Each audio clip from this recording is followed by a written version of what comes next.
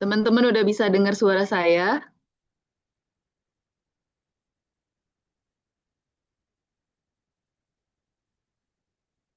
Bisa ya? Oke, terima kasih sudah hadir di Zoom meeting kita, bukan Zoom meeting sih ya. Kelas Zoom kita di pagi hari ini ya dimulai dari subuh-subuh banget ya Jabodetabek kayaknya hujan jadi jalanan luar biasa. Siapa yang udah selamat nih melewati macet-macetan pagi ini ke Jakarta? Saya tidak selamat, saya putar balik, Bu.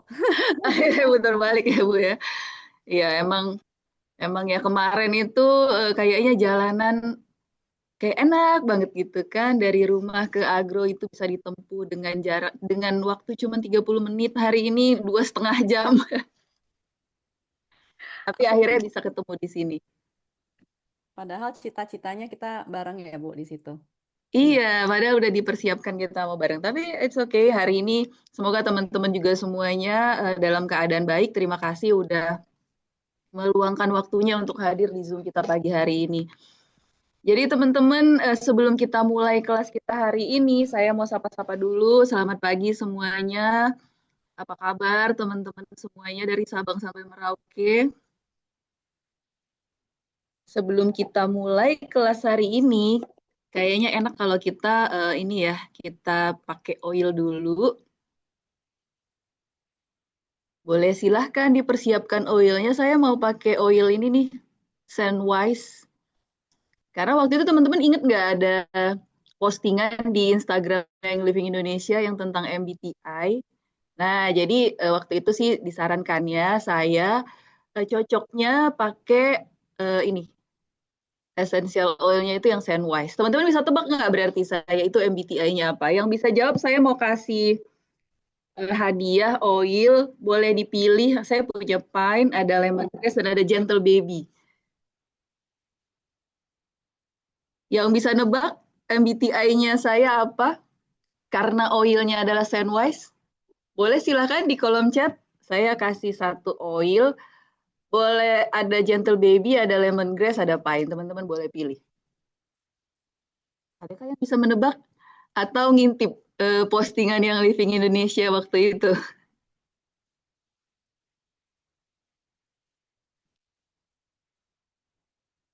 Tapi yang nebak nggak boleh yang tahu ya, itu namanya curang. Oke, belum ada yang bisa nebak, ngintip lagi Instagramnya yang Living Indonesia. Oh, ulang. Jadi waktu itu di yang Living Indonesia di Instagramnya itu ada postingan mengenai MBTI dan oil yang sesuai itu. Jadi saya itu oil yang sesuai adalah Sandwise. Nih, berarti apakah MBTI-nya?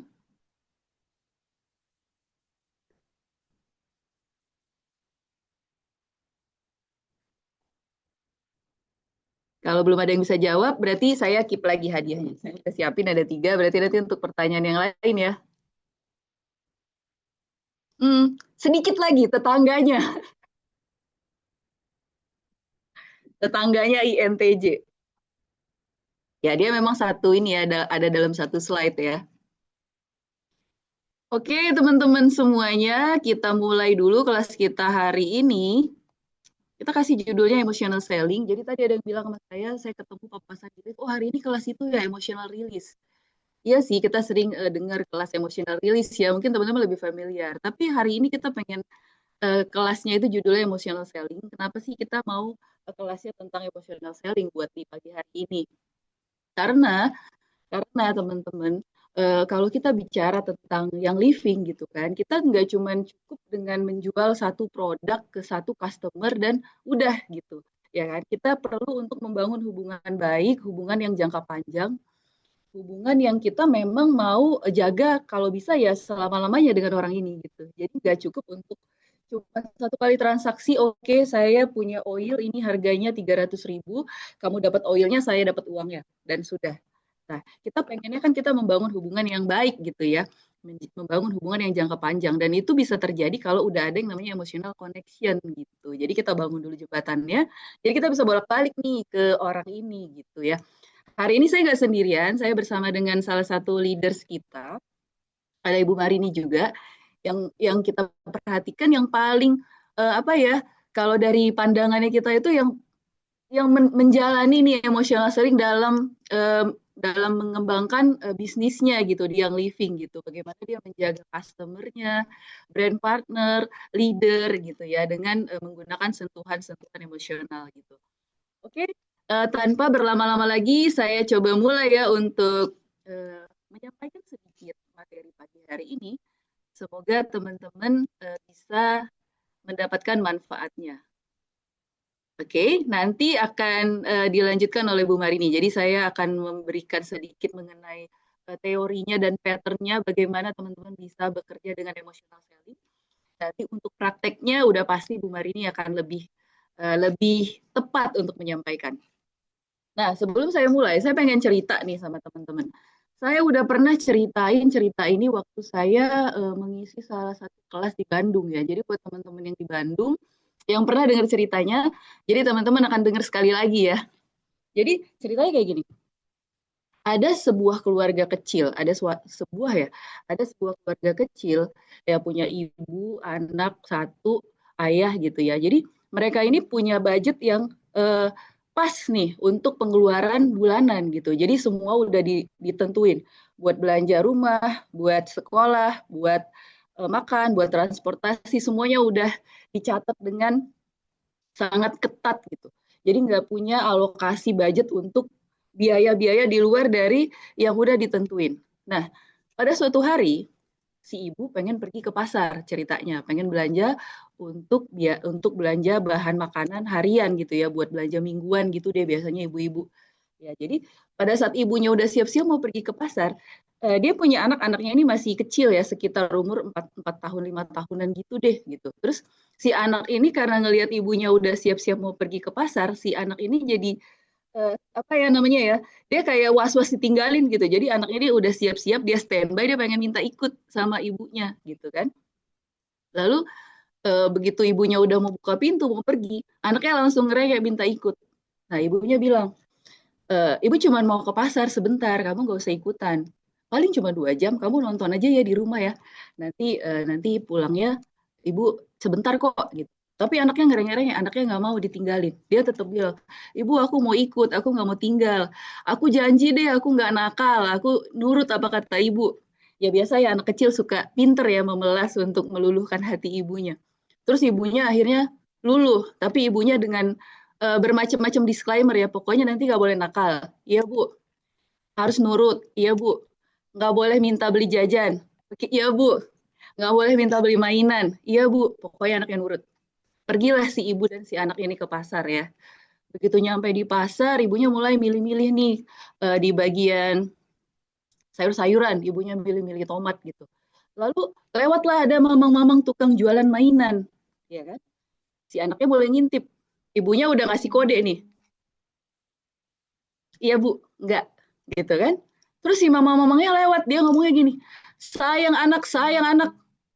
Sayang anak, sayang anak. Gitu kan. Lalu si anaknya narik tangan ibunya.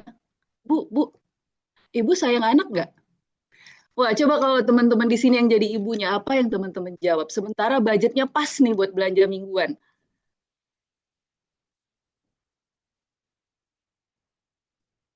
Kalau misalnya ibunya jawabnya nggak sayang, nggak mungkin kan seorang ibu tega buat melukai hati anaknya. Tapi kalau misalnya dia bilang, iya ibu sayang sama kamu, artinya ibunya harus beli mainannya. Jadi teman-teman sedikit ngebahas mengenai emotional selling gitu ya. Jadi emotional selling itu sebenarnya lebih kurang kayak gitu. Mungkin dari zaman kita kecil, kita cukup familiar sebenarnya dengan orang-orang yang punya skill berjualan yang kayak gini gitu, ya kan? Cuman kita nggak pernah berpikir itu adalah teknik gitu, yang bisa dipelajari dan kita bisa terapkan di bisnis kita dan kita bisa menjual produk yang lainnya atau jasa yang lainnya dengan skill seperti itu, gitu ya. Atau teman-teman adalah pernah nggak apa namanya pernah mengalami seperti cerita itu dilema ya. Pada akhirnya ibu itu walaupun dia tadinya nggak punya alokasi buat beli mainan, ya kebeli deh itu mainan karena si mas-masnya jago ya jualannya ya. Karena sebenarnya, nah kita nih hari ini ya kita mau ngebahas ini ya teman-teman ya. Karena sebenarnya yang orang beli itu bukan produknya atau jasanya gitu, tapi yang orang beli itu maksudnya seseorang mau menukarkan uangnya untuk apa? Untuk ada perasaan disayangi, perasaan dirindukan gitu ya. Ini kalau misalnya kita ambil dalam konteks hubungan gitu ya. Atau misalnya mereka jadi ngerasa dia dikuatkan secara fisik atau mental. Ya contohnya nggak semata-mata orang beli Ningxia karena dia ngerasa dia butuh Ningxia karena ingredientsnya karena bla bla bla. Karena mungkin dia yakin kalau dia minum, dia ngerasa dia dikuatkan nih fisiknya gitu. Atau misalnya kalau dia pakai apa namanya essential oil yang buat empowered itu dia ngerasa dia jadi lebih berdaya gitu. Jadi bukan bukan cuma karena produknya gitu ya, tapi apa yang dia rasain itu yang jauh lebih penting gitu. Atau misalnya kalau dengan membeli produk ini dia jadi ngerasa saya jadi lebih dihargai atau saya lebih eksis, saya lebih diterima gitu. Ya kan? Atau misalnya dengan membeli satu produk, misalnya mobil dengan bahan yang begini begitu dengan fitur yang misalnya dijelasin gitu. Mereka ngerasa si customer ini yang ngerasa dia lebih terlindungi gitu ya. Atau secara psikologis dia ngerasa lebih tentram kalau misalnya tinggal di satu komplek perumahan yang orang-orangnya itu emang di filter dulu, nggak sembarangan orang boleh beli gitu. Jadi ini adalah hal-hal yang secara emosional kenapa sih seseorang akhirnya memutuskan untuk membeli satu produk atau jasa gitu. Ya, jadi kita nggak kita nggak cuman semata-mata fokus sama produk yang mau kita tawarkan atau misalnya satu program atau satu jasa yang mau kita tawarkan, tapi bagaimana kita bisa melihat dari perspektif si calon customer itu yang yang perlu kita sentuh itu sebenarnya sisi perasaannya yang mana nih gitu. Sehingga mereka akhirnya ngerasa oke ini saya mau nih menukarkan uang yang saya punya dengan hal ini gitu. Ya apalagi sih sebenarnya yang orang mau beli. Orang-orang itu pengen dia ngerasa dia bermakna, dia ngerasa dibutuhkan, dia punya kontribusi. Ya, kan? Misalnya kenapa ada orang yang berjualan setiap kali kamu membeli produk ini, kamu sudah menyumbangkan sekian ke organisasi apa misalnya atau foundation apa gitu ya. Itu hal-hal yang membuat orang tersentuh karena dia ngerasa oke, nggak semata-mata karena produknya, tapi saya pengen memberikan kontribusi ini untuk hal ini gitu ya. Jadi dia mau nih mengeluarkan apa ya mengeluarkan duitnya untuk menukarnya dengan perasaan dia memiliki kontribusi gitu ya kan. Dan orang ini yang paling banyak nih orang tuh butuh apa ya namanya ya kebebasan gitu, kebebasan dalam bertindak atau misalnya dia ngerasa bisa bebas untuk melepaskan bebannya gitu ya, atau misalnya bebas tanpa batas gitu. Jadi ada opsi banyak sekali yang dia punya gitu dengan dia bisa membeli. Misalnya contoh nih teman-teman punya punya black card gitu kan. Kenapa orang mau harus harus misalnya menabung sekian sejumlah uang gitu, tapi dia jadi bebas untuk bisa masuk ke lounge manapun yang ada di airport atau misalnya di hotel gitu ya. Itu yang mereka mau beli gitu. Itu yang mereka mau beli. Terus apa lagi? Yang orang-orang mau beli. Perasaan dipahami, perasaan disadari. Nah, ini perasaan dipahami ini penting banget loh, teman-teman. Ini yang kadang tuh misalnya teman-teman pernah nggak ya dengar saya pernah juga dengar cerita tentang seseorang yang baru nyobain minum minum kopi gitu ya di satu coffee shop. Nah, biasanya gini, kalau misalnya baristanya itu nggak profesional gitu, kenapa sih orang suka ngopi di tempat kopi yang walaupun harganya mahal tapi mereka senang ke sana? Karena mereka ngerasa dipahami gitu. Bedanya dengan kalau misalnya datang ke coffee shop yang kurang profesional gitu baristanya ya. Seseorang yang baru coba, baru pengen coba, dia ngerasa dia nggak di dia kayak ngerasa kayak quote unquote kayak saya kok jadi kayak orang bodoh ya kalau datang ke tempatnya kamu gitu. Karena misalnya ditanya gini, mau yang panas atau yang dingin minumannya? Misalnya dia yang panas. Sukanya kopi atau enggak kopi? Jadi kayak saya datang nih, saya memang nggak begitu ngerti, tapi kenapa saya ngerasa jadi saya malah ngerasa jadi kayak orang nggak ngerti apa-apa datang ke tempat kamu. Nah, perasaan tidak dipahami itu akan membuat orang ini nggak mau datang lagi ke coffee shop itu gitu. Ya kan? Kalau misalnya kita sebagai seorang penjual yang pengen menjual sesuatu kepada calon customer, kalau kita misalnya menangkap menangkap ini kayaknya dia nggak begitu paham nih dengan apa yang mau saya tawarkan. Kita pelan-pelan harus mencoba memahami kira-kira sebatas mana nih bahasa yang dia bisa mengerti gitu. Jadi jangan membuat calon customer itu ngerasa dia nggak jadi malah nggak ngerti apa-apa, dia nggak akan mau beli sesuatu atau menukarkan duitnya dengan sesuatu yang dia nggak paham. Jadi buatlah dia merasa dipahami. Oh kakaknya nggak biasa ya, atau misalnya, oh kakak baru mau coba.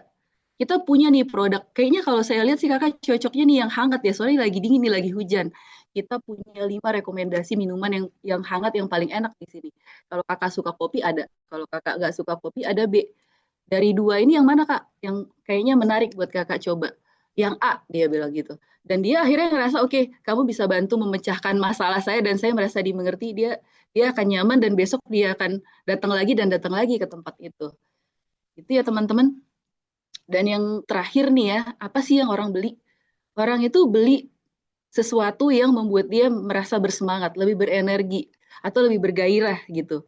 Jadi ini adalah hal-hal yang teman-teman perlu kenali, emosi-emosi yang teman-teman perlu kenali yang ada di diri calon customer, dan ini yang sebenarnya kita mau tawarkan ke mereka untuk bisa terpenuhi gitu ya, sehingga mereka nggak ngerasa berpikir-pikir lagi, nggak ngerasa apa untuk memutuskan closing. Ya, akhirnya mereka lebih mantep gitu loh untuk memutuskan oke, saya mau beli produk ini dari kamu gitu. Karena gini, antara apa yang orang pikirkan dengan apa yang orang rasakan itu kan ada gap, ya kan? Gapnya itu disebutlah namanya critical area gitu. Nah, biasanya orang akan berada di antara critical area itu untuk memutuskan akhirnya dia jadi closing atau enggak gitu.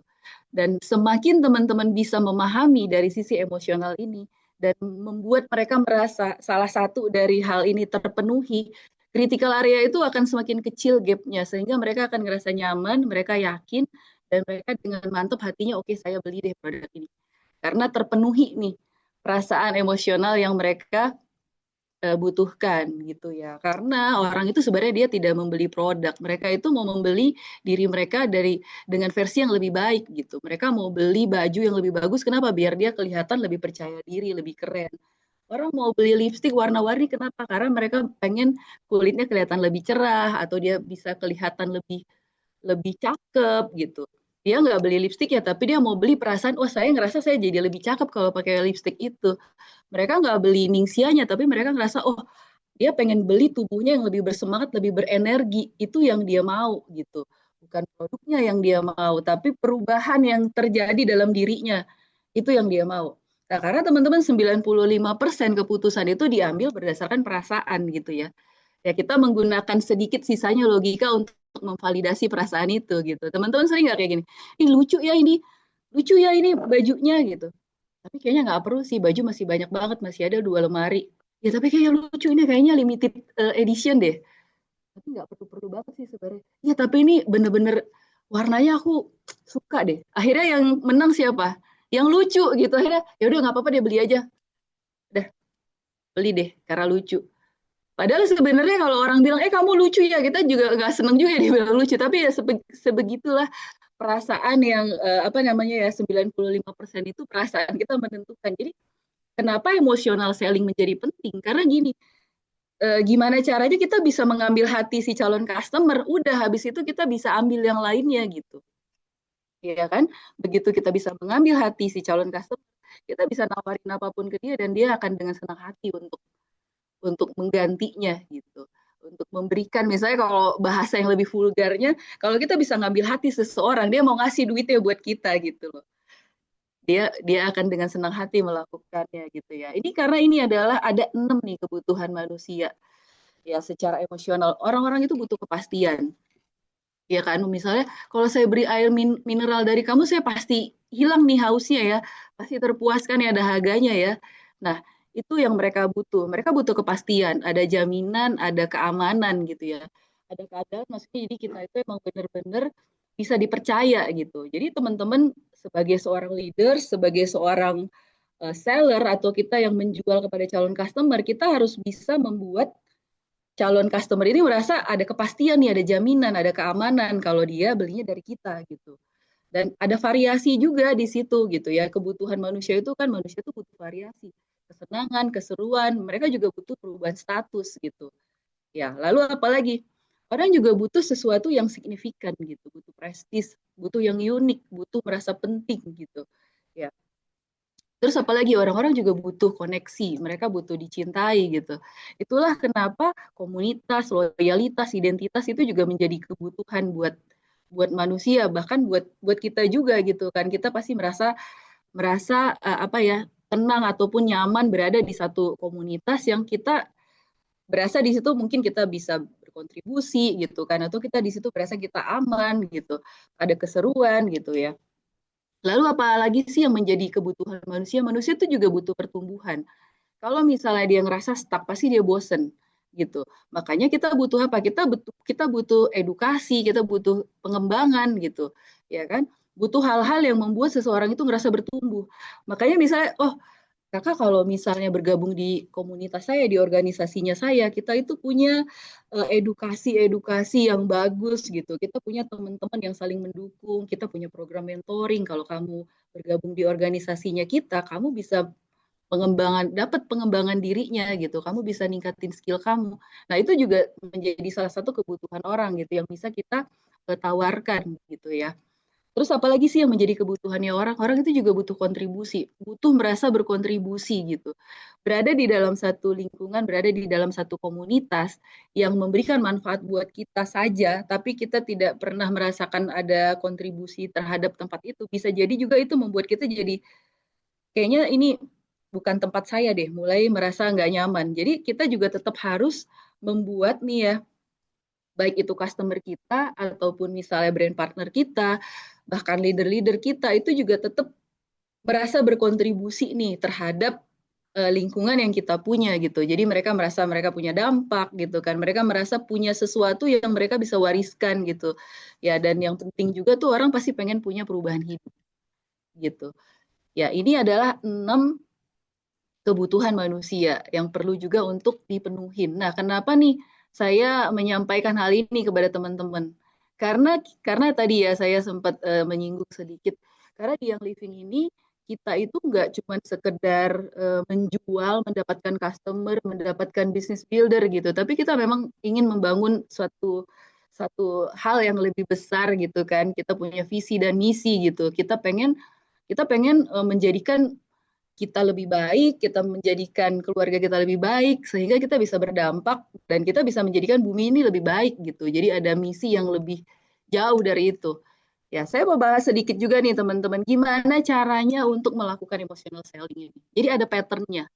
Patternnya itu kita bikin lebih simple aja. Jadi ada 4 nih patternnya. Saya suka menggunakan istilah pattern karena kalau pattern itu sesuatu yang bisa diulangin gitu ya. Jadi nggak cuma kayak kebetulan gitu, tapi bisa dipelajarin gitu.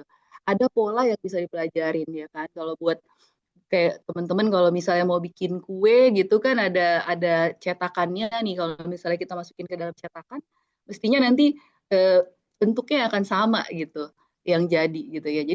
Jadi ada 4 patternnya. Yang pertama itu pain, struggle, turning point, dan result gitu. Jadi kita ngikutin 4 pattern ini untuk melakukan emotional selling secara sederhana gitu ya.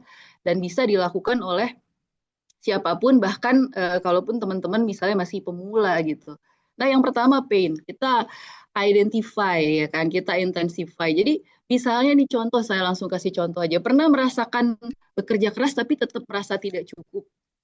Jadi nggak ngomongin produk gitu ya, tapi benar-benar pernah merasakan bekerja keras tapi tetap merasa tidak cukup. Kita membuat orang merasakan kembali lukanya secara emosional. Jadi nggak logis gitu. Jadi jagain gimana caranya biar yang tersentuh itu dari sisi perasaannya gitu. Lalu pattern yang kedua, struggle ya. Misalnya ya contohnya, bagikan perjuangan personal yang autentik dengan hidup. Misalnya contoh nih, pernah berada di titik terendah banget sampai harus cuci piring di kamar mandi. Karena mungkin dia tinggal di rumah yang bahkan nggak ada wastafelnya gitu. Contoh ya, saya kasih contohnya yang sedikit ekstrim biar kita bisa lebih mudah buat buat mengerti gitu ya, cari struggle-nya apa. Jadi kan macam-macam. Bisa jadi mungkin orang nggak bisa tidur, bisa jadi mungkin apa namanya kalau kalau misalnya dia olahraga tuh sisi tubuhnya yang sebelah kiri lebih lemah dibanding yang kanan. Jadi teman-teman cari yang paling mirip dengan kondisi yang dia alami gitu. Lalu turning point-nya kita kasih ini ya, kita kasih harapan gitu dan sehingga dia bisa mengambil keputusan di situ. Misalnya contoh nih, tapi kuputuskan hidup tak boleh begini selamanya. Nah, jadi itu kan ada perubahan, ada harapan gitu. Sehingga kita melihat dia mengambil keputusan di situ. Nah, ini turning point gitu. Jadi harus diambil keputusan di sini. Lalu hasilnya ya, kini aku punya ratusan tim dan leader yang hebat. Aku juga udah bantu perubahan hidup orang berawal dari satu keputusan itu. Nah, ini contohnya kalau misalnya kita seorang leaders ya, kita akhirnya sekarang udah jadi leader, tapi kita dulu memulainya dari kita ibaratnya kita mulai dari awal, dari level 1, sekarang udah berada di level 6 gitu, ya kan? Sekarang kita coba pakai contoh produk gitu kan. Ini saya ngambil sebelah kiri nih. Ini saya bikinin skrip untuk lavender dan stress away. Ya, jadi misalnya saya ketemu dengan orang yang permasalahannya itu dia kerja kantoran, sibuk setiap hari, tapi jadinya jadi susah tidur gitu. Mungkin karena stres atau mungkin karena kecapean ya. Jadi kita coba dengan menggunakan pattern itu. Yang pertama nih ya, pernah nggak sih kamu ngerasa pas pulang kerja tapi pikirannya penuh gitu, kayak overthinking ya kalau istilahnya orang sekarang, jadi susah tidur, badannya rasanya tegang semua gitu, ngantuk, tapi karena pikiran yang nggak berhenti berputar jadi malah susah tidur gitu, ya kan? Terus saya juga dulu sering begitu. Jadi kita cari ininya, kita bangun kedekatan, kita bangun relevansi. Jadi nggak cuman, jadi dia jangan buat si orang ini ngerasa dia bermasalah gitu. Tapi kita coba kayak matching mirroring. Kita juga pernah mengalami kejadian seperti itu gitu. Kita pernah ngalamin struggle yang sama. Saya juga dulu sering kayak gitu, malam susah tidur, matanya udah tertutup tapi pikirannya lari kemana-mana. Jadi besoknya pas bangun tidur bukannya seger malah badannya gerasanya lelah gitu. Bahkan mulai mempengaruhi mood kan. Jadi pagi-pagi karena tidurnya nggak lelap jadi moodnya nggak enak. Jadi juga jadi jutek sama keluarga gitu. Jadi malah jadi mempengaruhi hubungan dengan keluarga gitu. Nah, lalu kita kasih nih turning point-nya. Sampai satu hari saya mencoba cara yang sederhana. Saya coba pakai stress away dan lavender sebelum tidur. Awalnya saya juga cuma mau coba saran dari teman saya sih.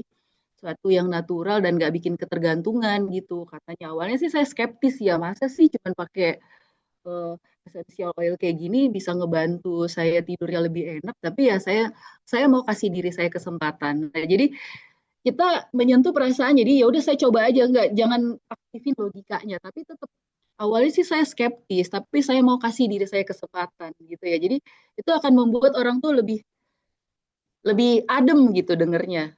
Oh, dia nggak mau nawarin saya sesuatu nih, saya bukan mau dijualin nih, dia cerita pengalamannya dia dan apa yang dia rasain gitu, nggak mengaktifkan critical areanya si calon customer itu, ya kan? Tapi dia ngerasa dia dimengerti, dia punya masalah. Orang yang lagi cerita sama dia juga sebenarnya dulu pernah punya masalah yang sama gitu. Lalu resultnya, gambarkan hasil yang emosional juga gitu ya. Kalau teman-teman yang belajar NLP, teman-teman pasti familiar dengan istilah future pacing itu ya. Jadi hasil yang kita harapkan di masa depan terjadi, ya. Nah, dan kamu tahu malam itu saya akhirnya bisa tidur lebih cepat. Jadi pas waktu bangun pagi itu perasaan saya jauh lebih segar gitu. Jadi sejak saat itu saya pakai essential oil sebagai ritual harian. Dan ini bikin saya merasa lebih tenang, lebih hadir juga buat keluarga. Akhirnya saya juga jadi lebih produktif gitu kan. Nggak ada tekanan untuk mendorong dia melakukan sesuatu yang membuat dia apa ya, poinnya gini, usahakan untuk tidak mengaktifkan logikanya si calon customer ini gitu. Usahakan untuk tidak mengaktifkan logikanya. Nah, lalu kita masuk ke call to action ya, jangan lupa gitu kan. Kadang-kadang nih saya sering banget ketemu sama teman-teman di sini, teman-teman yang living itu saking softnya udah udah pattern jalan, lupa sama call to action ya, ya kan? Akhirnya orangnya bingung. Sebenarnya jadi gimana nih saya mau cari trace web lavendernya kemana gitu. Jadi call to action jangan lupa. Bayangin gimana rasanya kalau kamu juga punya waktu tidur yang benar-benar berkualitas tiap malam. Mau saya bantu pilihkan essential oil yang sesuai buat kamu. Nah gitu. Jadi jangan lupa call to actionnya tetap ada. Jadi jangan call to actionnya kayak gini. Kebetulan nih ya, lavender sama Traceway lagi diskon buat kamu, saya kasih deh diskon banyak. Nggak perlu sebenarnya kalau udah terbangun emotional connection ya dan dia udah ngerasa kebeli sama yang kita pattern yang kita jalanin itu, kita nggak perlu tawarin dia diskon dan macam-macam, dia akan yang bertanya, oh saya mau dong nyobain, menurut kamu saya cocok nggak pakai lavender sama Traceway itu, atau mungkin saya butuh yang lain ya. Nah akan begitu. Jadi teman-teman Iya bener, saking softnya kadang-kadang lupa call to action. Jadi teman-teman jangan khawatir, call to action itu juga bisa yang soft dan yang emosional gitu. Jadi nggak usah nawarin diskon, nggak usah nawarin untuk hari ini deh buat kakak saya kasih ini. Nggak usah kalau kita pakai teknik emosional selling, orang itu nggak akan nanya harga, nggak akan nanya diskon. Karena dia udah kebeli dengan, aku mau deh tidur. Kayaknya nggak enak banget kalau malam-malam itu susah tidur, pagi jadi bad mood, jadi rungsing seharian gitu loh. Dia kan ngerasa, wah ini kayaknya kalau saya tidurnya lelap, bangun paginya pasti enak, pasti seger. Saya juga jadi santai tuh, jadi ceria tuh dengan keluarga, nggak jadi ngoceh-ngoceh gitu kan, nggak jadi bad mood paginya gitu. Jadi call to action juga bisa pakai teknik yang emosional. Nah, ini saya coba bikinin satu. Jadi saya bikinin dua contoh buat teman-teman. Nanti sisanya teman-teman bikin sendiri ya. Ini saya contoh dengan Ning Xiaret. Ning Xiaret. Karena kebetulan ini adalah dua masalah yang menurut saya sering banget nih terjadi. Ini saya biasanya ngobrol sama teman-teman saya pakai teknik kayak gini nih. Misalnya pain-nya. Pernah nggak sih kamu ngerasa gampang lelah, energinya kamu cepet habis gitu, padahal lagi banyak kerjaan yang harus diselesaikan. Ya kadang-kadang kan kita pikir itu wajar ya karena usia kali ya atau karena kesibukan gitu. Tapi sebenarnya ini kita kalau kalau misalnya kita sadarin ini sebenarnya tubuh kita tuh lagi bilang aku butuh nutrisi lebih baik gitu. Nah, ini orang akan ngerasakan kayak dia jahat nih sama dirinya gitu. Ya kan? Apa namanya? Dia nggak ngerti sama dirinya gitu. Nah, lalu struggle-nya apa? Kita tunjukkan situasi kita nih. Ya kan? Saya juga dulu sama, setiap sore rasanya baterai habis. Minum kopi bukannya malah semangat, malah bikin deg-degan gitu. Dan saya udah cobain sih banyak vitamin, tapi kayaknya kok nggak ada efeknya ya. Saya mulai khawatir nih soal kesehatan jangka panjang nih kalau kayak gini terus gitu. Nah, dia juga si orang ini akan ngerasa gitu kan. Iya juga nih mirip banget kayak gue situasinya nih. Setiap hari kayak berasa jompo banget gitu. Ya kan? Turning point ini sampai saya dikenalkan sama Ning Xiaret. Awalnya saya coba 7 saset karena penasaran gitu. Karena isinya natural. Saya dikasih sama temen saya tuh. Isinya wolfberry, katanya antioksidannya tinggi. Terus ya karena kan kita pasti juga jaga ya, takut minum suplemen kalau misalnya kadar gulanya tinggi. Nah ternyata ini dia nggak ada gula berlebihan dan gampang diminum karena dia kemasannya saset gitu. Jadi turning point-nya di situ. Lalu resultnya, nah sejak itu saya ngerasa energi saya jauh lebih stabil. Seharian itu berasa nggak ngantukan gitu ya. Nggak gampang sakit gitu. Dan saya bisa tetap aktif walaupun jadwal saya padat.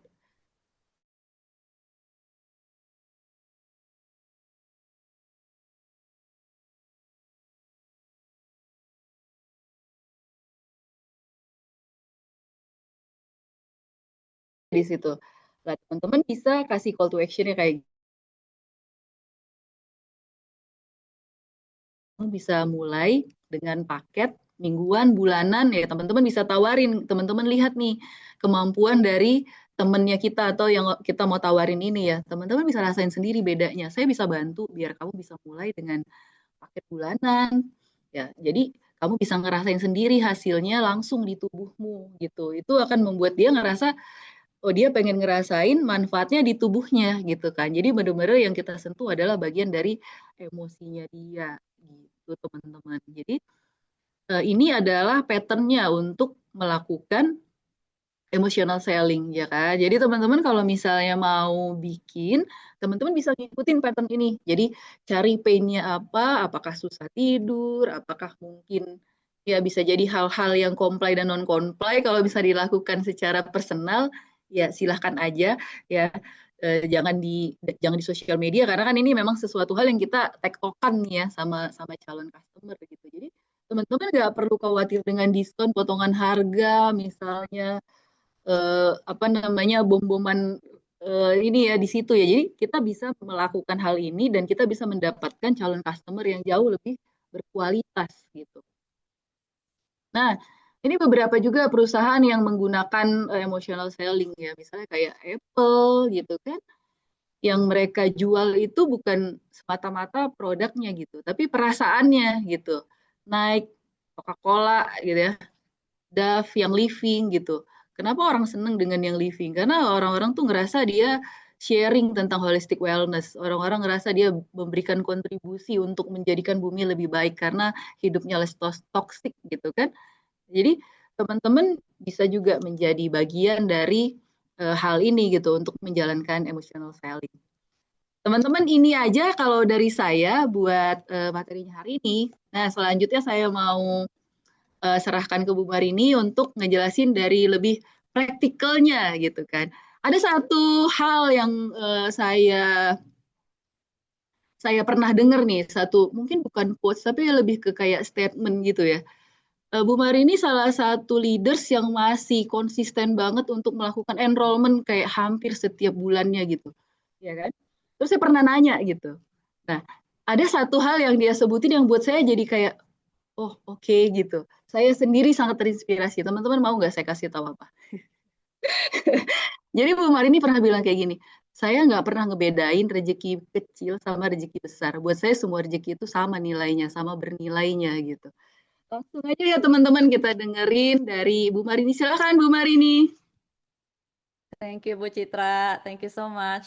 Terima kasih yang Living sudah kasih saya kesempatan untuk share hari ini. Kebetulan emotional selling itu memang sesuatu hal yang baru buat saya, tapi saya banyak belajar pada saat saya menjalani bisnis yang Living. Jadi apa yang saya share hari ini, disclaimer dulu teman-teman adalah purely apa yang aku pelajari menjalani bisnis YL dari hati ya. Jadi yang aku share hari ini tuh benar-benar praktikal yang saya jalanin sampai hari ini. Oke, izin saya share screen dulu. Eh, oke, aku share screen dulu. Teman-teman sudah bisa lihat ya screen-nya ya? Udah ya, sebentar. Ya, sudah bisa Bu. Oke, aku sengaja pakai topik kenapa emotional selling ini penting buat saya. Nanti saya juga akan share. Sebenarnya saya udah share di awal slide sih, karena I just want this to be impactful buat teman-teman. Karena di sini kita nggak hanya jualan ya, tapi kita juga sharing dan tentu kita share ini punya purpose. Kenapa kita mau share? Karena kita pengen bisnis kita sustain, kita pengen juga membangun relationship dengan teman-teman yang oiling bersama kita. Jadi that's why emotional selling is actually very important and part of the business. So jadi ini menjawab kenapa emotional selling itu penting buat saya. Karena dalam organisasi dan bisnis saya melihat emotional selling ini sangat membantu untuk membangun loyalitas dan juga untuk membangun retention. Pasti teman-teman semua di sini semoga semua teman-teman di sini setuju kalau retention itu sangat-sangat penting. Setuju nggak sih teman-teman? Setuju nggak kalau retention itu penting buat sustainability of our business? Tentunya semua orang, semua entrepreneur yang membangun bisnis, kita nggak mau bisnisnya cuma jalan 1, 2, 3 bulan kan? Kita maunya kalau bisa 1 tahun, lanjut ke 2 tahun, lanjut ke 5 tahun, 10 tahun, sampai suatu saat bisnisnya kita bisa wariskan ke anak-anak kita, right? So it's so important kalau bisnis kita bisa jaga. Oke, dan di sini saya juga kasih contoh sedikit dengan saya membangun emotional selling dan saya jauh lebih menjalaninya lebih intentional lagi di tahun ini. Teman-teman bisa ngelihat percentage, saya pakai percentage aja, jadi teman-teman punya bayangan. Di sini bisa ngelihat percentage retention um, di organisasi saya. Kalau dibandingin di tahun 2023 malah 2024 sempat turun. Dan di 2025 ini udah mulai naik lagi ya, karena memang intention is so important dan termasuk cara kita menjual. Sebelum saya mulai, saya juga pengen share satu contoh sebelum aku masuk ke topik customer to consumer. Saya tuh 2 tahun yang lalu, kalau nggak salah, saya terima satu DM di IG. Dia adalah seseorang yang pengen beli oil dan selama ini dia beli di marketplace, ya. Dan dia selalu dia compare harganya 30% diskon ya, 20% diskon. Gemes kan, kalau kita semua di sini pasti udah tahu lah jawabannya, dan aku tuh biasanya dulu ya suka bilang ya udah kalau memang ini bukan rezeki aku dan dia mau beli di marketplace silakan aja. Nah itu kan bukan emotional selling ya. Nah saat itu aku pikir kenapa nggak aku coba pakai pendekatan yang lain. Jadi aku bilang ke dia, aku jelaskan, maaf aku nggak bisa ngejual harga seperti itu karena itu juga adalah black market yang penjualnya juga bukan penjual official dari Young Living, bla bla bla bla. Teman-teman juga udah tahu pasti penjelasan seperti apa. Dan saya nggak menjual dengan harga seperti I don't match the price, but saya mencoba untuk mendekati dia. Jadi cara pendekatannya adalah, oke, saya dengan sabar, saya simpen nomornya, saya mencoba mengenal dia, saya tanya-tanya saya kenalan tentang bio dia, apakah dia ibu rumah tangga, punya anak umur berapa, ya pokoknya kenalan aja dulu, kita kenalan sebagai teman. Dan setelah itu kalau setiap kali ada promo dari Young Living, aku share. Ya, aku nggak share. Jadi itu kan kesempatan buat dia juga bisa enjoy diskonnya. Nah, dia beli gitu kan. Dan setelah itu turning point-nya adalah, oh ada edukasi saya juga ajak. Ada kelas SPC aku juga ajak ya. Tentunya dengan seperti itu teman-teman ingat, eh, customer seperti itu kita juga harus pegang erat. Kita juga nggak mau mereka make use of us ya. Jadi kita juga harus smart. Tetapi dengan saya bisa membangun relationship dengan dia, di tahun ini saya mulai, jadi selama 1 tahun lebih saya tuh nggak pernah ketemuan. Akhirnya karena tahun ini offline-nya juga jauh lebih rajin, setiap bulan hampir bikin acara bisa lebih dari 1 kali. Saya ngajak ketemuan. Turning point-nya adalah pada saat saya offline dan dia mengikuti salah satu acara offline kita, dia sangat-sangat enjoy banget. Akhirnya dia juga baru tahu, oh komunitas itu seperti ini. Dan waktu saya ngajak untuk kelas keduanya, dia ngajak lagi anaknya. Jadi dia datang berdua, anaknya pun enjoy. And the most happiest moment buat saya adalah di saat dia pengen beli produk sebelum kelas kedua, tapi setelah kelas pertama, dia sudah mulai membeli produk tanpa nanya tentang harga diskon, teman-teman. Jadi itu membuktikan kalau emotional selling itu it works. Tapi memang kuncinya adalah kita harus mau sabar. Kita harus sabar sabar dan it takes time.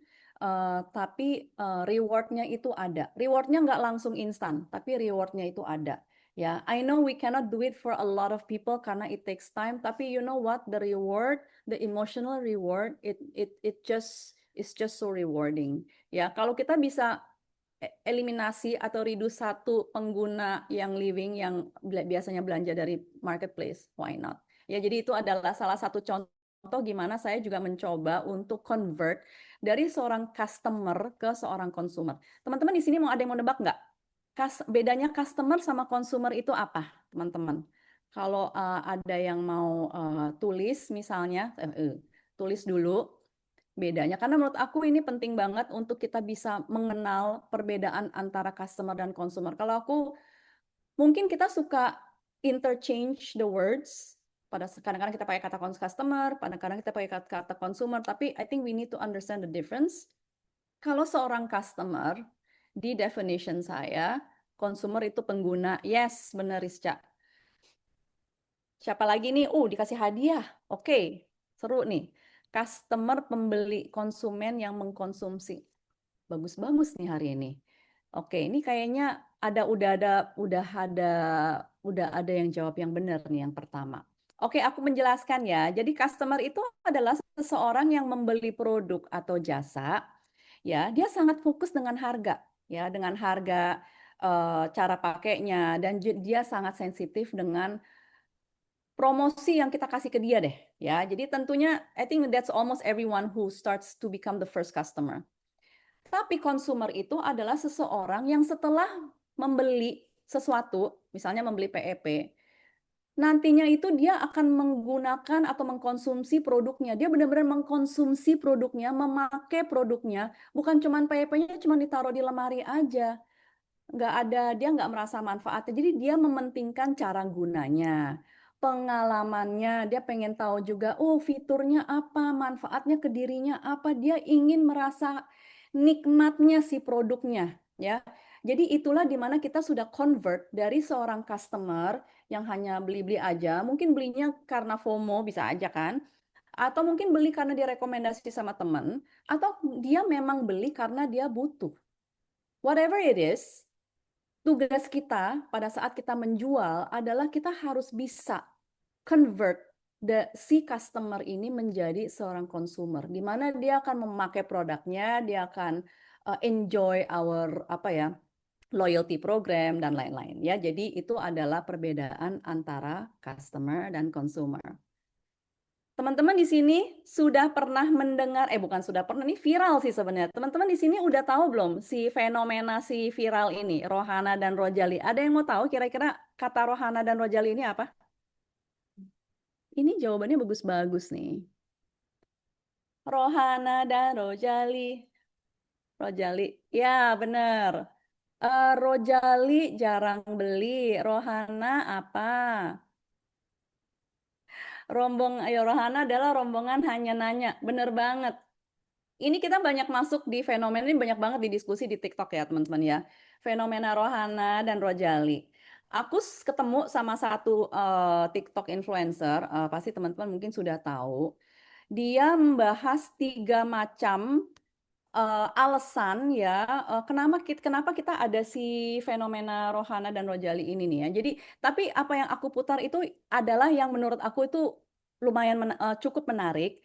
Tapi alasannya bukan hanya 3 ini ya, banyak ya. Jadi this is just some interesting facts I'd love to share with you today. Oke? Yuk kita dengarkan yang pertama. Jangan begitu ya teman-teman. Iya. Oke. 10% mall di Indonesia isinya kembar. Iya nggak? Yang lo lihat di Jakarta, sama lo lihat di Bali, sama lo di Palembang, sama lo lihat di Makassar, semua sama. Semua ngejar adanya apa? Uniqlo, Zara, gitu-gitu kan. Pemain-pemain gede kan. MAP, GAP, Trans Mahagaya. Semua udah isinya itu doang. Lah, kalau di Jakarta ada, di Bali ada, mereka mau belanja apa? Kalau semuanya kembar, terus juga belanjaan nih ya yang dilihat-lihat. Kalau sepatu Adidas yang ada di sini sama sepatu Adidas yang ada di Bali, yang ada di Makassar, semuanya cuma perbedaan sizes doang. Yang ada di toko oranye, toko hijau lebih menarik pilihannya. Terbukti juga kalau ada bright spot tuh, orang-orang nenteng belanjaan, orang bisa belanja. Kenapa? Karena banyak yang ditawarkan itu fresh, nggak sama kembar-kembar sama retailer-retailer. Oke ya, jadi yang pertama adalah retail kembar. Aku mau membahas statementnya Mayang tentang efek daya beli menurun. Mungkin itu juga ada faktornya, tetapi kita juga harus bisa melihat faktor lainnya. Jadi itu adalah salah satu faktornya, tapi kita bisa melihat faktor lainnya. Karena di Indonesia ini kita punya jumlah penduduk kan lumayan besar ya. Tapi yang pertama yang aku membahas di sini ada retail kembar. Di sini setuju nggak sih tentang retail kembar? Teman-teman bayangin, kita semua di sini adalah brand partner yang menjalani bisnis yang living. Bisnis yang living kita menjual produk yang sama, right? Aku tuh aku tuh selalu terpesona, I don't know if this is the right word. I'm always amazed dengan kalau misalnya kita lagi mau akhir tahun, mau New Year's, terus di situ di traffic light ya, di lampu merah yang besar, antara mobil ke mobil itu setiap orang jual barang yang sama. Persis lagi, trompet yang sama, balon yang sama, dan menurut aku it's like itu sih sebenarnya kalau mau kasih contoh paling gampang yang dalam pikiran aku pada saat aku mendengar ini, like retail kembar itu kita harus bikin differentiation. Kalau kan udah dijelaskan pada saat ada bright spot, semua orang akan tenteng dengan tentengan-tentengan mereka, they go and see karena memang itu unik sendiri ya. Ini adalah satu ya retail kembar. Jadi kita di sini kalau menjalani yang living mungkin kita juga harus differentiate your organization. Kita harus differentiate your way of selling karena keunikan kita itu yang akan attract orang-orang yang merasa dia menarik ya. Oke, aku mau belajar nih tentang si Ningxia misalnya ya. Terus yang kedua, kita lanjut. Pandemi itu kan fatigue, bosan di rumah, dan juga stres. Mereka tuh akhirnya sekarang lebih prefer untuk banyak kegiatan-kegiatan offline. Nah makanya tuh kayak Peak misalnya, atau mungkin di Bali juga ada Bali Icon, terus ada mungkin di Discovery, mereka lebih prefer main basket gitu dibandingin belanja. Ya, ini satu juga yang menurut saya di zaman sekarang ini banyak sekali distraction ya teman-teman ya. Jadi banyak sekali ini itu dan buat kita membuat sesuatu itu harus menarik, harus ada entertainmentnya. Jadi harus ada bikin kelas yang ya mungkin agak sedikit lebih lebih effort dari tahun-tahun sebelumnya, tapi it's worth it. Karena nanti aku juga akan share efek saya bikin kelas lebih rajin di tahun ini itu efeknya kemana ya. Jadi ini juga adalah salah satu faktor yang mungkin kita bisa pakai sebagai sebuah insight. Hasil riset dari McKinsey Indonesia bilang 84% dari Gen Z itu lebih prefer beli experience. Nonton konser, terus juga mungkin nonton musik, kemudian experience teman-teman ya. Gen Z bukan kalangan yang punya banyak duit juga, they don't have the extra income, tapi they love the experience, they love to buy concert tickets. So ya kita di sini juga harus memberi experience yang positif. Kita harus menjual experience juga ya. Jadi ini adalah salah satu contoh. Aku pengen bahas sedikit tentang Rohana Rojadi. Kan menurut aku itu juga sangat relate ke emotional selling because we have to touch their emotions in order untuk biar si rombongan-rombongan ini tuh mau belanja ya. Caranya seperti apa? Oke, let's move on. Jadi sebenarnya di sini kita adalah selling product atau solving problems. Ya, harusnya kita menjalani dua-duanya. Ya, kita nggak hanya jualan, tapi kita juga mau solve their problem.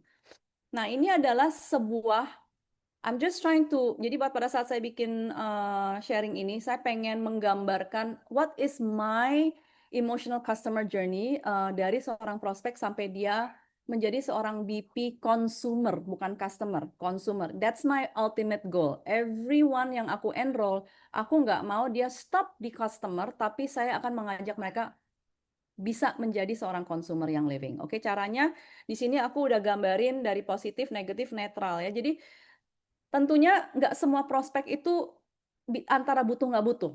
Ya, benar ya. Jadi pada saat kita ketemu prospek, saya ketemu seorang prospek, belum tentu dia butuh, tapi belum tentu dia nggak butuh juga. Right? Jadi kita harus ngajakin dia ngobrol.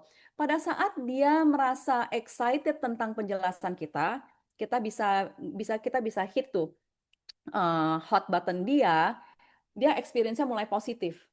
Tapi pada saat dia mulai mikir-mikir dulu deh atau gue kontak lo besok lagi ya. Nah, itu kan experience positifnya udah mulai menghilang. Bener kan? Udah mulai menurun gitu. Nah, di situ kita harus mulai meyakinkan dia lagi tuh. That's why kita nggak bisa hanya ngobrol 1-2 kali, kita harus ngobrol berkali-kali.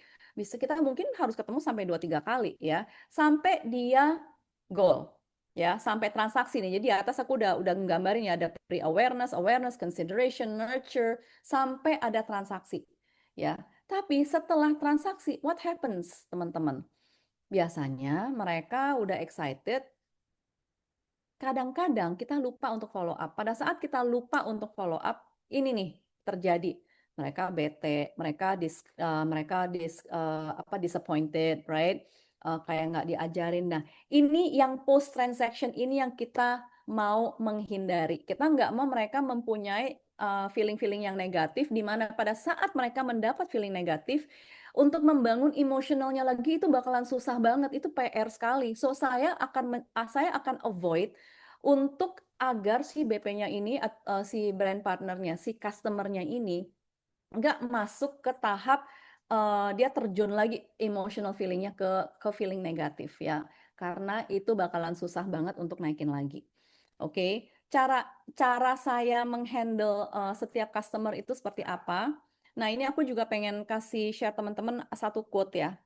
Sales ini is all about asking good questions ya, adalah bisa bertanya pertanyaan yang bagus dan penting, enggak hanya jualan produknya saja, dan suksesnya itu tergantung dengan solusi yang kita kasih lewat active listening dan juga insightful inquiry, itu artinya bertanya dengan cara yang benar. We're digging the right questions ya. Jadi buat saya sebuah customer sales cycle, pertama saya ketemu sama qualified prospect, kedua saya akan mencoba untuk membangun rapor. Saya jarang sih menjual sesuatu yang langsung, biasanya kalau seseorang datang DM langsung, Kak saya mau beli PEP, langsung transaksi, itu biasanya rata-rata saya nggak bisa convert dia sampai menjadi consumer. Most often 90%. Lucu ya. Tapi kalau buat seorang prospek yang dari awal nanya-nanya terus, nanyain ininya apa, itunya apa, most likely prospek yang kualitas tipe seperti itu, karena banyak ngobrolnya, biasanya itu follow up-nya itu jauh lebih enak. Ya, itu perbedaannya. Jadi that's why aku tuh selalu coba membangun rapport, membangun kepercayaannya dia. Caranya sebenarnya gampang sih. I think this is what everyone have done. I think semua teman-teman di sini juga sudah melakukannya ya. Ngajak dia ngobrol, kenalan dengan dia, dengan keluarganya, anaknya sekolah di mana. Kadang-kadang kita nggak pernah tahu apakah tinggalnya di daerah Karawaci, sekolahnya di mana yang kita kenal, ada teman kita juga anaknya di situ, atau mungkin anak kita sendiri di situ sekolahnya. Common interest, padel, badminton, tenis, pilates, banyak banget yang kita juga bisa explore. Crochet misalnya, atau teman-teman yang mungkin we have common friends, suaminya kerja di mana. Jadi sebenarnya topik pembicaranya itu banyak yang kita bisa mulai, tergantung dengan cara kita bawa conversation-nya itu seperti apa. Terus kita juga bisa memberi solusi ya. Jadi solusi itu banyak, nggak hanya PEP sebenarnya. Jadi bisa PEP, bisa Ningxia Starter Kit, bisa BTS. Aku nggak tahu BTS sudah balik atau enggak. Dan juga ada CEO ya, Customized Enrollment Customized Enrollment Kit ya. Dan itu menurut saya juga sangat membantu buat teman-teman yang nggak merasa butuh PEP karena dia udah sering beli di marketplace dan udah ada review dan lain-lain. Ya aku bisa tawarin mereka dengan CEO. Tentunya pada saat kita kasih mereka solusi suka ada objection kan. Nah, it's like itu udah normal sih. Dan kita harus bisa handle dan menjawab objections mereka dengan cara kita share personal stories kita, dengan sharing testimoni-testimoni dari komunitas kita. Kita juga paling powerful sih kalau kita punya personal story. Karena kalau kita punya personal story dan dia bisa klik dan relate, that is a very powerful investment. Jadi teman-teman di sini yang mau jalanin bisnis, jangan pernah berhenti untuk explore oils dan produk. Karena itulah adalah investasi. Sebuah oil yang kita beli, kita explore, kita pakai, itu adalah investasi balik lagi ke bisnis kita. If this is a business, you have to invest. Investnya adalah coba produk lain pada saat kita juga punya personal story. Itu menurut saya adalah kuncinya untuk bisa handle semua objections dari seorang prospek. Finally, pada saat kita sudah bisa handle objection, kita bisa closing, right? Kita senang banget pasti kalau pada saat kita closing. Dan jangan lupa untuk follow up, guys. Nah, disinilah kita harus bisa convert. Karena dari step 1, 2, 3, 4, 5 sampai closing, itu kita baru closing sebagai seorang customer. Mulai follow up, kita akan lanjut perjalanan dari sebuah customer menjadi seorang consumer di dalam organisasi kita. Dan disitulah kita bisa membangun, kita punya retention. Caranya kita bisa langsung sapa dia, nyambut dia ke komunitas. Kalau memang dia tipikal, ya kita tahu dulu harus dia apakah dia introvert, extrovert, sukanya apa, apakah pemalu. Kalau pemalu kita mendingan japrian one on one, but we still welcome her. Ngajakin ketemuan, unboxing PEP-nya bareng, bikin DIY bareng. Aku tahu banget kalau Liza tuh suka banget unboxing PEP, langsung dia bikin DIY. Itu experience-nya luar biasa sih, karena nggak bisa diganti, karena dia bisa merasakan, oh ternyata bisa begini ya, bisa begitu ya. Karena masih ada prospek yang pikir kalau PEP itu hanya buat di diffuse aja kalau nggak ada proper follow up. Bisa diajak kelas offline, activity, edukasi, banyak sih ya. Jadi yang penting kuncinya di sini adalah follow up, jangan berhenti di sini aja. Ya, follow up-nya juga harus berstrategi dan harus ada sistem. Itu yang paling penting. Kenapa saya juga bisa follow up itu karena saya membuat sistem buat personal enrollment saya. A little statistics to show you kenapa follow up itu penting ya. Aku sudah kotak-kotakin di merah. 2% of sales are made on the first contact. Tapi bisa lihat yang paling bawah, 80% sales terbuat dari kontak antara ke-5 sampai ke-12. Statistics says kalau kita follow up sesering mungkin, tentunya jangan bikin dia sampai ngeblok kita ya. That's why you got to pace. Nggak boleh, wah dicecer, nggak bisa. Itu juga nggak bisa. That's why kita juga harus berstrategi, kita juga harus bisa memahami emosi mereka. Kita harus bisa, we have to be empathetic. Jadi kita harus bilang, kalau diri kita seperti itu dicacat terus, apakah kita mau? Enggak kan? Aku juga nggak mau sih, karena aku juga nggak suka gitu loh, dipaksa-paksa untuk beli. Jadi kita we pace ourselves, ya, we make time. Kayak tadi cerita aku, it took me 2 years untuk dia bisa merubah pikir, sorry, oops, wait a minute, ini kok jadi hilang, wait, bentar dulu, telepon masuk jadi buyar. Oke. Oke, jadi jadi itu ya. Jadi 80%. Jadi kita justru harus follow up karena statistics says kita harus follow up as much as we can. Nah, going to the next slide, kita bisa lihat kalau ternyata sedikit orang yang sebenarnya follow up-nya itu tekun, ya. Sedikit sekali orang, 10% of sales, 10% of sales people make more than 3 contacts. Yang lain cuma 1, 2, habis itu mungkin mereka kayak udah deh give up aja. Tapi aku cuma pengen bilang ke sini teman-teman bahwa kalau statistik sudah mengatakan seperti itu, yuk kita juga harus bisa lebih rajin lagi. Kita harus follow up, nggak bisa cuma 1 atau 2 kali, nggak cukup. Harus lebih dari 3 kali, mungkin kalau buat saya sih harus lebih dari 5 kali sih. Ya, harus lebih dari 5 kali. Oke. Buat saya sebenarnya critical follow up itu harus sampai 6 kali. Oke, itu buat saya punya. Karena kita juga nggak mau seperti si baterai merah ini ya. Karena kita nggak mau, karena kadang-kadang kita nggak pernah tahu kalau BP yang kita ketemu itu satu hari bisa menjadi seorang leader kita. So you have to keep speaking, you have to keep talking. Tapi yang saya juga mau ingatkan ke teman-teman, pace yourself. Jangan bikin dia annoyed, jangan bikin dia kesel kayak nggak mau lagi sampai kita di blok, oke? Aku mau touch sedikit tentang yang tadi Bu Citra bahas tentang human needs. Pertumbuhan, koneksi, rasa penting, rasa kontribusi, walaupun itu dari dia atau dari kita, ada variasi ya dan ada kepastian. Ini adalah human needs yang penting banget pada saat kita ingin membawa emotional selling. Caranya, aku kasih 5 contoh yang biasanya aku pakai dan aku yakin teman-teman di sini juga this is nothing new. Apa yang saya share hari ini sebenarnya bukan hal yang baru, bukan hal yang spesial, tapi mungkin semoga bisa mengingat kita semua what we have to do karena network marketing is multi-level relationship ya, kita harus bangun relationship. Jadi 5 hal, komunikasi, open your communication channel.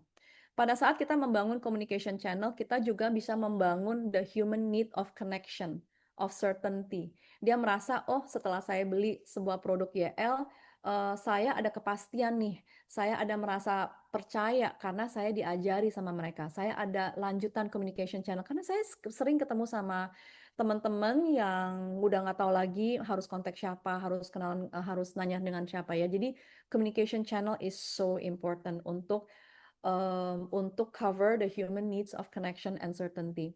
Yang kedua adalah education tool.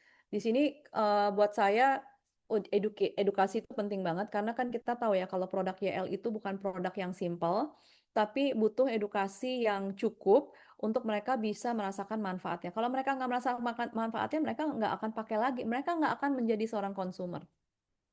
Oke, jadi education tool itu juga bisa fulfill the basic needs of their growth ya, pertumbuhan dia karena dia merasa oh saya bisa nih pakai produk ini, saya ngerasa manfaatnya, jadi dia ada merasa itunya. Dan edukasi bisa lewat kuap juga yang Living juga sekarang suka kasih, kita bikin kuap sendiri, bisa bikin one on one, bisa chatting, bisa apapun, bisa buku, bisa dari social media, banyak banget sekarang source-nya ya, dari yang Living Indonesia punya IG juga bisa.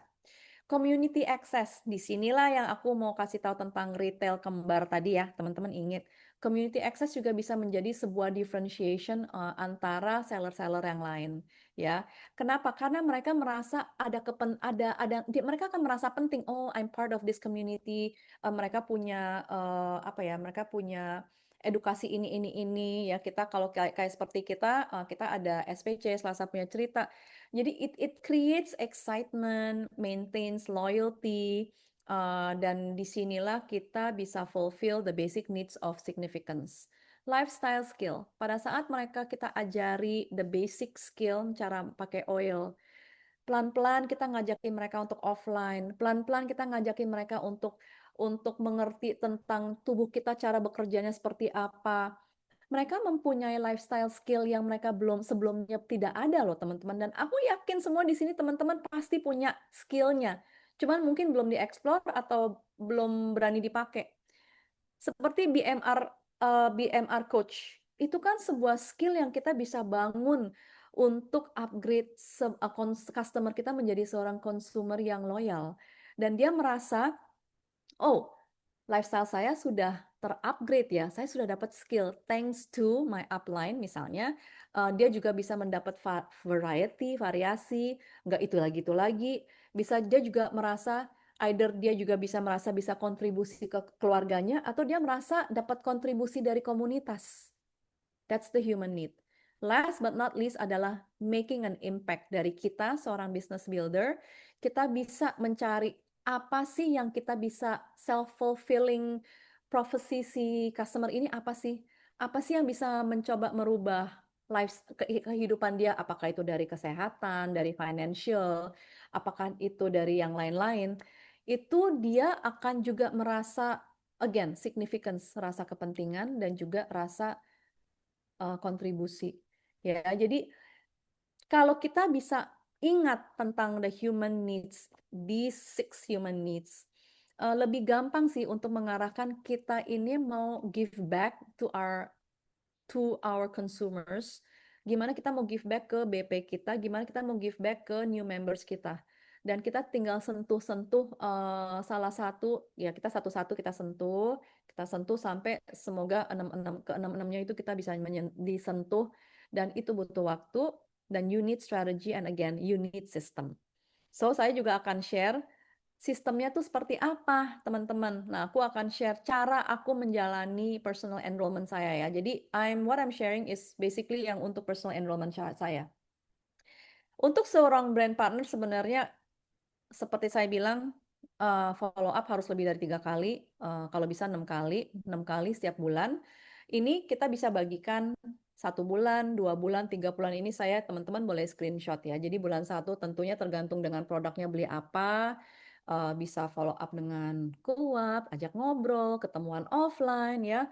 Bulan kedua caranya gimana? Kita ngajakin offline lagi, mungkin kita bisa bikin kelas lipstick ya. Kemarin kan YL juga udah nge-host kelas lipstick untuk leaders. Juga bisa mamer 10 PV kalau misalnya mereka beli PEP masih ada di situ untuk mengajarkan mereka bahwa ini benefit-benefit YL loh.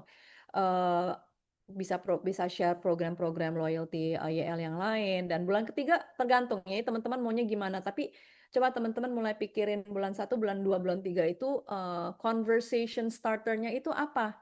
Dibedain. Jadi dia pun nggak bosen dan merasa, siapa tahu salah satu dari topik-topik yang kita ngajak dia ngobrol itu ada yang kena ke dia, ada yang dia butuh, right? Ada yang bikin dia penasaran. Ini juga beberapa follow up tools yang saya pakai secara pribadi. Kita bikin kuap. Kuap sih sebenarnya semua orang bisa bikin. Kalau teman-teman di sini ada komunitas kerjasama deh untuk bikin konten-konten kuap, karena kuap itu sangat sangat berharga dan it works. Oke. Aku mau share ini. This is my more exciting part. Tadi kan aku udah berkali-kali sistem. Nah, di sini kan pasti teman-teman bilang, kalau saya enrollnya 10, gimana ya cara follow up-nya dan checklist dan lain-lain. I do my own very simple checklist. Aku pakai Excel, aku catat, aku pakai centang-centang sendiri. Teman-teman mau tulis di buku juga boleh. Aku akan share cara aku follow up ya, teman-teman.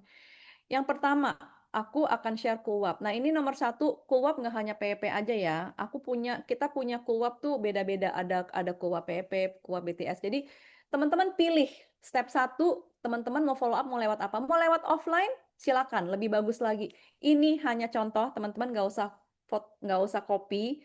Ini contoh gimana saya follow up. Jadi saya akan pakai contoh kalau misalnya saya punya BP yang beli PEP. Pertama saya akan follow up dengan PEP kuap. Karena kenapa aku pakai kuap? Nggak semua orang bisa diajak untuk offline. Setuju? Susah nggak ngajakin orang untuk ketemuan one on one? Dan belum tentu semua orang kita enroll juga di kota yang sama. right? That's why aku selalu pilih Coolwap. Oke, itu nomor satu. Teman-teman silakan pilih formatnya masing-masing. Tapi itu kenapa aku pilih Coolwap. Kedua, kalau memang temennya di luar, di kota yang sama, ajaklah ketemuan karena tidak ada yang bisa mengganti the power of offline, the power of meeting one on one, the power of ngobrol bareng, saling tukeran pengalaman. Dia mendengar sendiri personal story kita, itu nggak bisa diganti. Jadi step 2, tapi kan di sini centangan saya sedikit ya, karena nggak semua orang mau, memang PR-nya itu. But it's okay, aku taruh itu sebagai step nomor 2. I'm just trying to be real ya buat teman-teman ya. Jadi memang offline itu nggak gampang, tapi ada aja yang mau loh. Ada aja yang mau, ada yang excited untuk ketemuan. Dipancing sedikit dengan props DIY kit gitu, kita bisa kasih mereka kit untuk mereka unboxing barang, itu juga bisa. Nomor 3, aku suka kirim PEP video dari Young Living. Ini sebenarnya videonya udah pernah di-share many years ago, aku lupa kapan persisnya. Ini adalah PEP video cuman 7 menit. Aku suka banget pakai video ini karena satu, nggak panjang, nggak sampai 20 menit ya. Karena attention span apalagi buat seorang BP baru, itu pasti pendek. Aku nggak suka kirim yang panjang-panjang. Ini hanya 7 menit dan cukup lengkap. Jadi aku suka banget kirimin mereka, nih ada video PEP-nya. Ini mungkin juga bisa taruh sebagai step 2 sih setelah aku pikir-pikir ya. Oke. Nomor 4, teman-teman bisa bikin PEP resepi. Bisa aja ya pada saat teman-teman lihat, wah ini orang kayaknya diajak offline susah nih. Ya udah, ngajakin offline-nya boleh di step 5 atau di step 4 ya. Jadi bisa make it flexible. PEP resepi, misalnya teman-teman bisa bikin PEP resepi sendiri, cara bikin mermaid hairspray, bikin beauty serum, bikin inhaler. Coba deh dibikin di PDF file yang cakep-cakep, dikirim ke mereka. Kalau mereka dapat PEP PDF-nya, sorry anjingku, sorry berisik. Pada saat mereka ngelihat resep-resepnya menarik, pasti mereka akan ke-trigger. Ada yang ke-trigger akan bilang, oh seru ya ternyata bisa bikin inhaler. Oh gimana cara bikinnya? Itu akan menjadi your conversation starter. Oke. Terus step kelima, buat saya suka ngajakin mereka ke edukasi WhatsApp group. Baru kita mungkin ngajakin lagi offline ya. Again, balik lagi, ini nggak harus seperti ini, tapi apa yang aku share itu adalah cara aku membuat sebuah follow up checklist yang super sederhana. You don't have to bisa pakai buku, bisa tulis manual, kita tinggal centang-centang aja. Kuncinya adalah pace. Komunikasinya harus di pace. Kenapa saya sampai 6 kali? Itu karena ini saya pace-nya setiap bulan loh. Saya nggak setiap minggu. Oke, balik lagi teman-teman bisa nge-pace mau setiap minggu, mau setiap 2 minggu sekali, terserah. Tapi you have to pace the communication. Ya, jadi jangan terlalu pushy. Explore connection. Ya, kita harus pupuk relationship kita tanpa merasa terlalu salesy. Oke, teman-teman ya.